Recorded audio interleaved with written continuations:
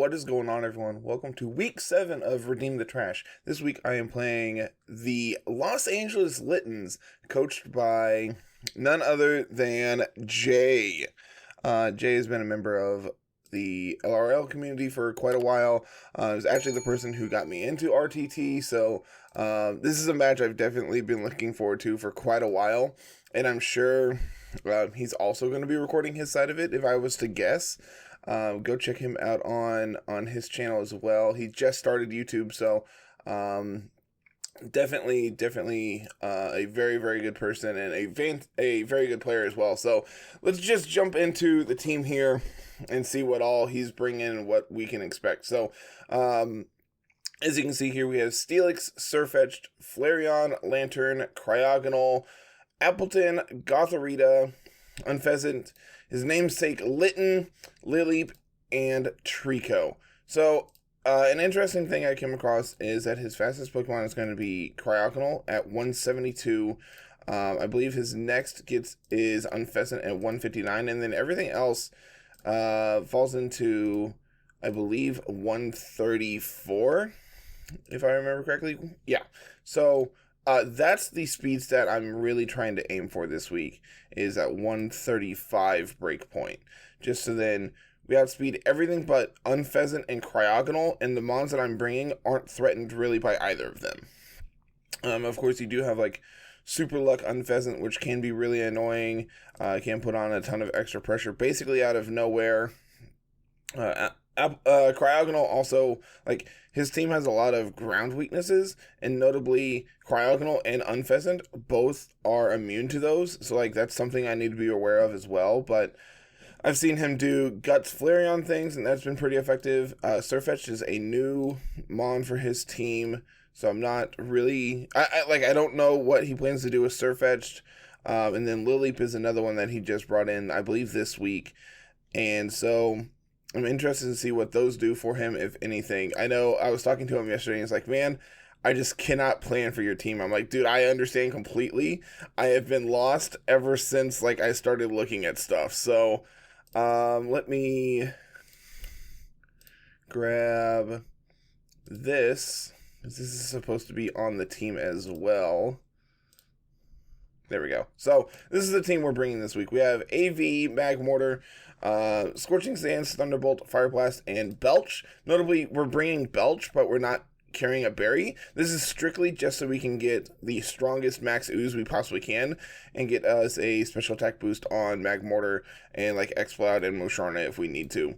Flame Body is obviously good, but like this suite of coverage means that we hit a lot of his things super effectively, and like what we don't hit super effectively, we are able to just power through. If my math is correct, Fire Blast is able to one-shot Steelix outside of Dynamax, so like and that's counting for like Assault Vest as well, so if he is as bulky as can be, Fire Blast can just one-shot him, so interested about that. We also have Trick Lagging Tail this week on Morgrem, trying to just slow everything of his down. We do get to that 134 breakpoint as well. So, like, on turn 1, if we do lead this, we are going to be speed tied for Fake Out. But past that, we're going to be able to trick away something of his and just start threatening it. So, if we do trick an Assault Vest, that could cost us. But I think this suite of attacks this week is just what we need to do. Next, we have Choice Specs Exploud. A little bit of speed control here with Icy Wind. And then past that is just like a ton of damage. Hydro Pump and Flamethrower do a lot of damage to various things, and then he has no immunities to normal, so Boom Burst just hits him super effectively as well. Not actually super effectively. It does a lot of damage. I've debated doing Soundproof just so like he can't Parting Shot me, he can't Snarl me. And I think that's actually better than being Scrappy, because like being immune to Intimidate doesn't really matter this week. So I think that is just one change I'm going to make. And then this is kind of a revision of the Musharna we played last week. This time we're still holding lefties, still doing telepathy things. But we have Helping Hand, Protect, and then I gave it 2 actual attack moves this week with Psychic and Shadow Ball. Just wanted to be able to do damage as we need to. And I think if Jay watches the content, which I'm sure he does, he's going to expect the ally switch when he sees both Musharna and Jigglypuff. So I'm just going to side juke it a little bit of bulk all around, a little bit of attack so we can actually do some damage. This is really like our Trick Room answer if he tries to go that route, which if he does, I'm just going to try to blow it up in response. So, and then we have Life Orb Kingler. Luckily, Hyper Cutter prevents him from being able to cycle in and out on Intimidates. And then, just 3 attacks that hit things super effectively. That's kind of what Kingler does, is just comes in and smashes things, and I'm pretty okay with that. And then rounding out the team, we do have Eviolite Jigglypuff here. Pretty standard set that we've been running. Nothing really out of the ordinary. So, yeah, that's the team. I think I'm as prepped for him as I possibly can be with everything he has going on. So let's get paired up here for game number 1. Okay. Game number 1 here. Lantern, Sirfetch'd, Steelix, Gothorita, Lileep, and Flareon. So this looks like he's going to try to do Trick Room things, and I'm pretty okay with that. I think Morgrem looks pretty exceptional. I think Magmortar looks pretty great up front. And then past that, I kind of like Kingler, but I'm afraid that this is going to be Water Absorb, and this is going to be Storm Drain. But, I can also just play around that and just punch him. So I'm kind of okay with that. I just want to be, as hyper-offensive here to start as I possibly can be, I think, and just bring my 3 attackers plus Morgrem. And I think that's just going to be fine. So let's see what Jay has going on for us.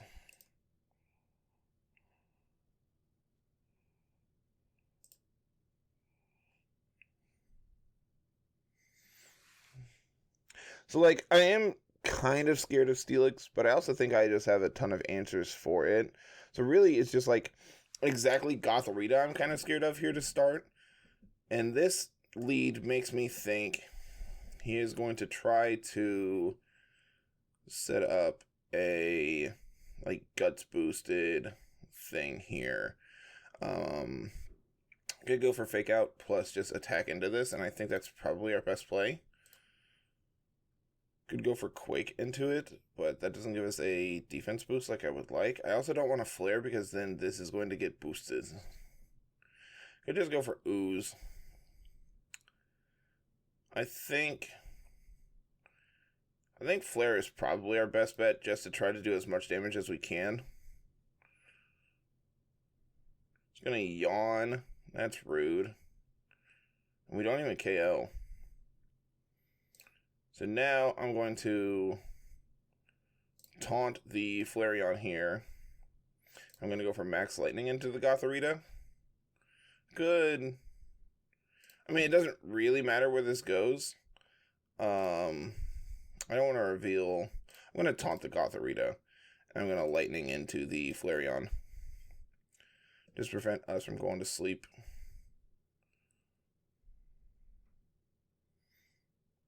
And no Trick Room for you.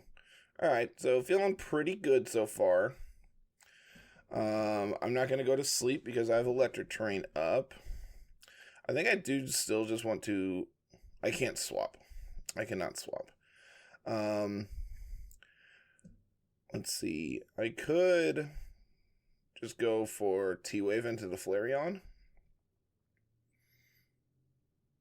It's kind of bad if he is guts boosted, but based on what he's done, I don't think that's the case. I think doing this is fine, and then going for... I don't know if Ooze is... I don't think Ooze is going to KO the Gothorita. So I kind of want to Flare into it to KO. Only damaging attack is Fake Out. Good to know. Just wanted to stay in there. I wonder if he's choice locked. That's what this kind of feels like. Is that he's choice locked into Yawn. I could trick to find out, but I don't think that's the play I want to make. I could trick the Lantern. I think that's the play. And then I'm going to go for... I think I just want to Scorching Sands the Lantern here as well. I'm going to trick it for sure. Question is, do I want to take out this Flareon? Or do I want to just attack down the Lantern? And I think Lantern's the bigger threat, but I also think it maxes this turn. So I think like KOing Flareon is probably just worth it.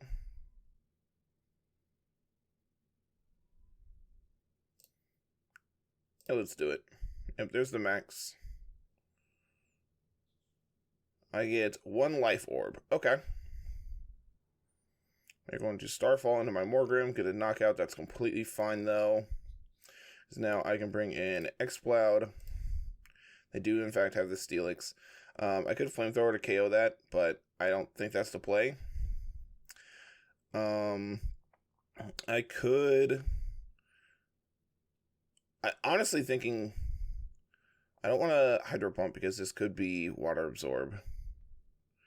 And I think with him seeing Kingler on my team, I think prepping for Water Absorb is better.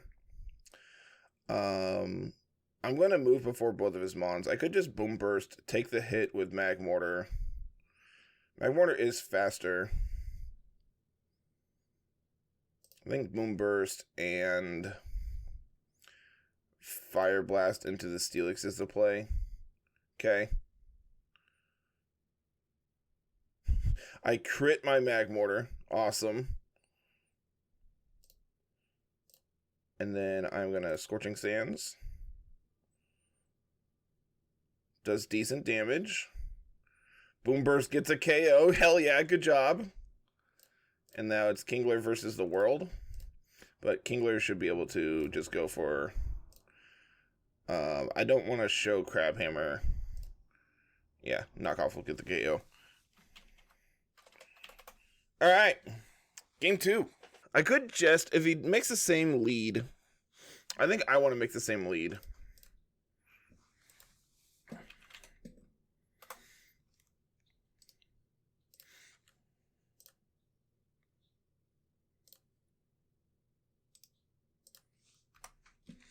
I think I want to make the same lead here with Morgrim Magmortar. I honestly think the 4 I brought are just fine. I think I just want to do the same thing, just be hyper offensive and try to take him out before he gets to do anything. If he leads the same, I can just immediately Quake into the Flareon to KO it. Like, based on how much the Scorching Sands did, I bet Quake probably KOs. And then, like, it didn't reveal an item, so I think it's probably Choice. I don't think it's Choice Scarf, but I do think it's Choice Locked. And it's interesting that Gothorita can only Fake Out. So, like, just go for Fake Out on turn 1, go for Taunt on turn 2, and it's just locked in. Prevents it from ever trying to set up Trick Room on us. I think we are pretty set up well here. I think we prepped appropriately this week. I wonder if he pivots to like Surfetched here. That could be an interesting conclusion.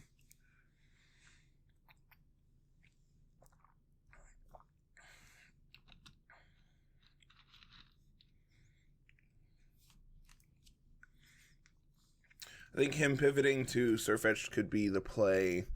I think he just realizes that we kind of have him locked out from doing Trick Room things. So, like, him just pivoting to prevent that, I think, is his best play.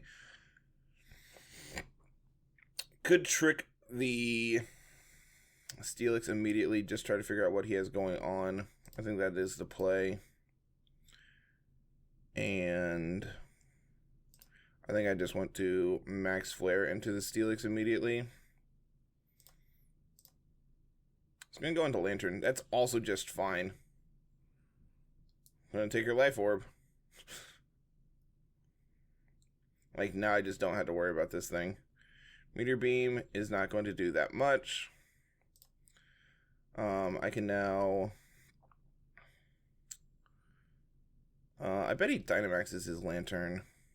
I could swap to Kingler, but I don't think that does anything for me. We know this no longer has an item, so I don't have to worry about that. I kind of want to just T-Wave this Lileep, because this is Volt Absorb, not Lightning Rod. And then I want to Quake into the Lantern. Okay, he's going to Dynamax Lileep. That's also just fine. Okay, Lantern down. We're going to get a special defense boost against a +1 Lileep. That's pretty good for us. That is not going to KO. That's really good for us. All things considered, I think this game has gone pretty well. Now, if we can just get this Lileep to get parried this turn, I feel really accomplished. So he outspeeds Sirfetch'd. I could just T-Wave it. And then I could Quake the Lileep. Flare would be more. Flare would do more damage, and I'd change the weather, but he's probably just going to change it back. He also has a special defense boost because of the Sandstorm right now. I think flaring into the Lileep is probably fine. Okay, he protects Sirfetch'd. That's also fine. Okay, we did damage. He's going to get a special defense boost off of Quake. That's completely fine. I can bring in X-Cloud now. Could also bring in Kingler. This does have Storm Drain. I just need to stall out this last turn of Dynamax, I feel like. And I don't want to do X-Cloud. I could bring this in. I think Kingler's the right play here. I'm going to T-Wave this. And I could knock off into the Sirfetch'd. I also could just protect. I think protecting here is pretty safe. I think he also could swap this out into Steelix this turn. And then try to KO my Morgrim. I think that is a play he could make, and I think it's actually one that I would consider pretty highly here. Okay, he does just stay in. He's going to get parried. Okay, he has Leaf Blade. That's good to know. And Rockfall is not going to KO Morgrim. Lileep just does not put on the offensive pressure you need it to. I really want Morgrim to get KO'd at this point. I'm also at +1, so like, he's also at +1 though, so, you know, it is what it is. I could taunt the Sirfetch'd just to prevent it from, like, protecting.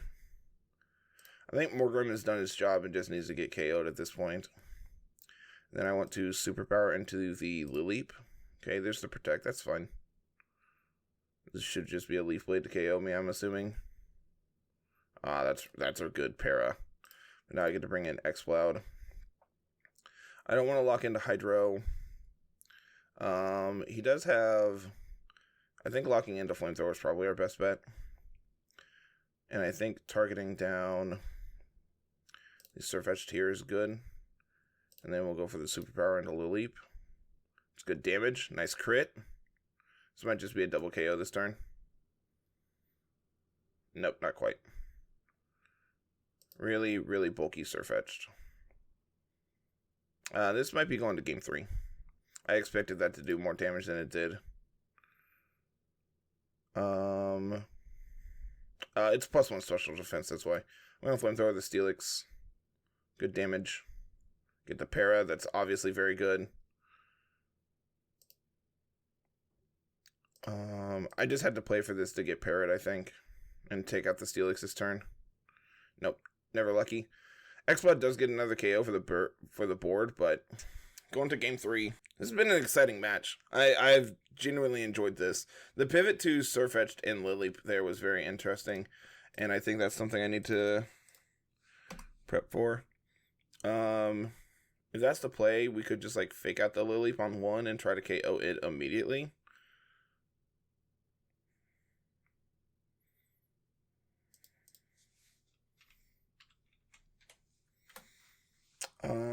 What is the play?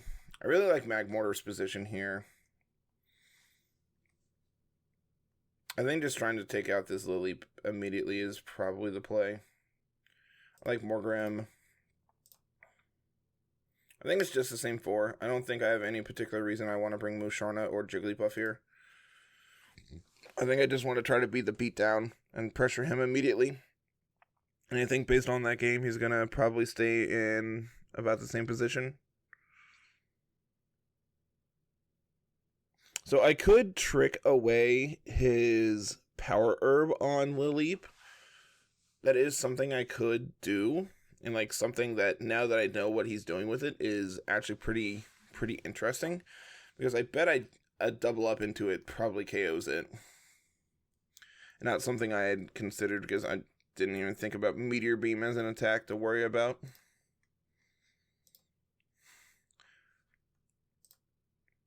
But I feel like that could be the play to make. And then, like, depending on later in the match, I could always, like, still take the Life Orb from Lantern as well and give it the useless Power Herb. Could also take, like, Scopelands off of the... I think Trick is very important this week. Like, the more I look at this, the more I think that just trying to steal his items is one of the ways we can do this. So, it's going to be Steelix plus Lileep up front. I think I'm just going to trick the Lileep and immediately go for... Could Ooze in this position. It's going to be a neutral hit, but it's going to give me +1. I think that's the play. And then I can reasonably stay in and just threaten this next turn. Like, I mean, I'm not switching out. I'm Dynamaxing here, so... I think this probably makes the same play as swapping to Lantern, expecting the Max Flare into that slot. But, like, Lileep was the big threat last game. That's the mon I'm really worried about and the one I want to take out first. So, I think, like, I could see him maxing Steelix here and threatening Magmortar, but we live hits from it, so, yeah, this is perfectly fine. No Power Herb for you. We're going to go to +1, which is obviously exactly what we want. Rockfall is going to do a chunk, but not enough. So now I'm going to trick the Steelix. I'm assuming this is Assault Vest. And I can Max Flare into it at +1. That's going to do a sizable chunk. Yep, there's the Assault Vest. There goes Steelix. And Magmortar does go down, but like his Dynamax is also over, and that's the important part. Unfortunately, Morgrem is officially useless the rest of this game.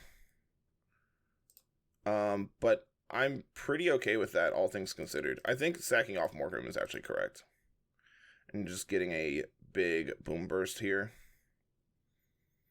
I could Flamethrower the Lileep, but then, like, how do I beat this Lantern? I think Boom Burst is just a play. It's really good damage. Yep, Storm Drain. Not really surprised by this. Energy Ball is enough to take me out. Ooh. Ooh.